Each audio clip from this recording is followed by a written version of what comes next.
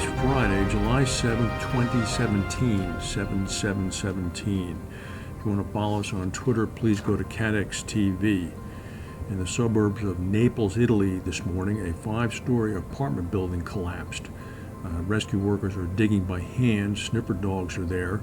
It's unknown how many people are buried in the rubble, but at least 8 people are missing at this point. The building collapsed at about 6 a.m. just after a train had passed by on an adjacent set of railroad tracks. The building apparently was in the midst of reconstruction work that had been in the process of being carried out. No further information has been provided yet.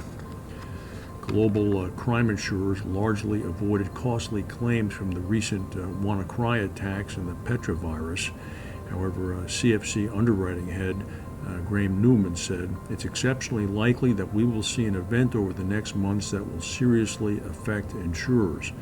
He said it would only be a combination of WannaCry's wide reach and the Petya destructive force that will cost cyber insurers something like $2.5 billion. So far, lost profits have begun to stream in. Reckitt Benckiser, which make Airwick's fresheners, said that they're going to cut their sales forecast for the full year as a result of their systems being down after the petrovirus of 2 weeks ago. The Danish shipping giant Maersk, which had a system shutdown that lasted for about 2 weeks, said it's too early to predict the impact on results.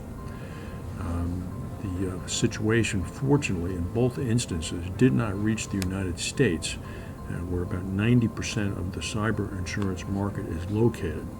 The fears of underwriters are, of course, if the next cyber attack does reach the United States, they're looking at, as Thomas Seidel, an analyst at Bernstein in London, said, sooner or later we'll see $1 billion cyber claim, and the insurance market, fortunately, is well positioned to absorb that.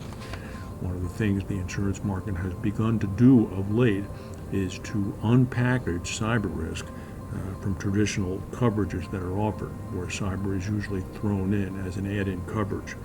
The UK's Prudential Regulation Authority this week warned insurers to debundle the packages and offer cyber as a standalone. In the United States, the largest insurers are already offering cyber as a standalone and not including it in their packages.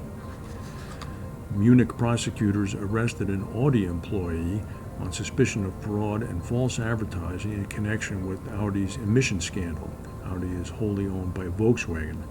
The Audi employee was arrested on Monday. It was just announced today, apparently. It's not yet known whether or not the arrest was made at the request of U.S. prosecutors.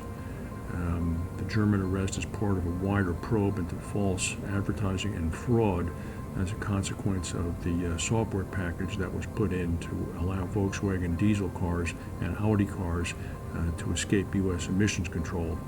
The individual arrested is a former manager who has been charged with directing employees to design software to cheat U.S. emission tests. Here's an interesting story. Last summer, an American Airlines 767 was just about to take off from O'Hare Airport in Chicago when one of the engines on the twin-engine plane blew out and caught on fire. The plane was traveling at 154 miles an hour, came to a stop. The pilots did not shut off the other engine.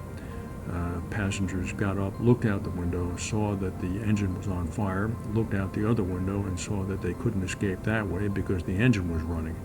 Nevertheless, overcoming the warnings of flight attendants, they stormed the exit doors, opened the doors themselves as the flight attendants protested, and began to slide down the slides and climb out onto the wing or jump from the plane. They all survived. And the time the passengers escaped the burning plane, several of whom carrying their luggage, there are pictures of them walking across the grass in the runway. By the time the pilots did decide to evacuate the plane, they were told by the flight attendants that all of the passengers had already left. The New York Times is reporting that hackers working for a foreign government, most likely Russia, has breached at least a dozen U.S. power plants. This is according to current and former U.S. officials. The threat is seen to be aimed at disrupting the nation's power supply. The government has warned in a general alert distributed to utilities last week. Adding to that, Hackers apparently recently infiltrated an unidentified company that makes control systems for equipment used in the nuclear power industry, so it's believed that the two attacks are related. The chief suspect is Russia. The possibility of a Russia connection is not known as an agenda item that might be raised in about an hour and a half when President Trump meets with Vladimir Putin in Hamburg. Speaking of Hamburg, at the G20 summit yesterday afternoon, water cannon and tear gas were released by some of the 20,000 German police officers who were guarding the G20 summit. Today is the last full day of the meeting, and as we stated, this is the day that Trump is going to meet Putin.